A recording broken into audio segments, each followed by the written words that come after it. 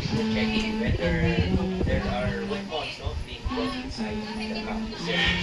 Base pa sa investigasyon, dala ang kutsilyo, bumaba pa raw ang estudyante mula second floor, papuntang ground floor, saka pumasok sa classroom ng mga pinagsasaksak niyang grade 5 students. 7 ang sugatan, nasa mabuting lagay na sila, bagamat isa sa kanila ang kinailangang operahan.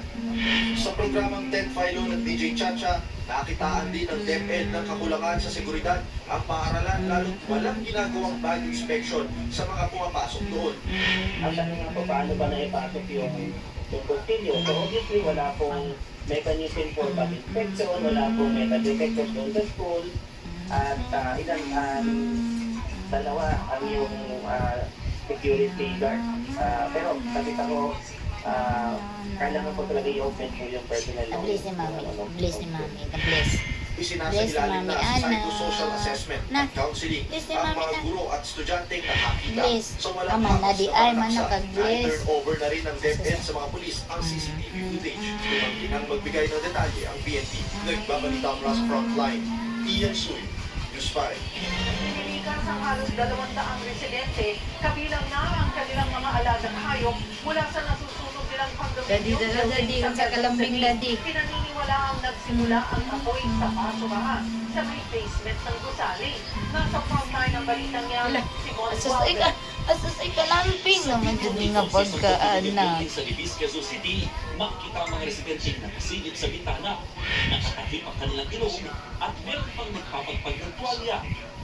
Lagi si Mami. Sila ng magkasunog sa gusali. Lagi si Mami. Kita ang maitim at makapal na usok. Agad na mag-umisturbi ang mga bumbero at pinababa nila ang mga nakatira sa gusali. Mano-mano nilang sinagip ang mga residente. Kumamit na nga ng oxygen tank ang mga bumbero para mapasok ang loob ng nasusunog na gusali. Kabilang sa kanilang mga nasagip ay mga bata at meron ding senior citizen na nahihirapan ng huminga. Ang iba, kailangan pang isakay sa wheelchair. Daddy, Happy Father's Day, Daddy!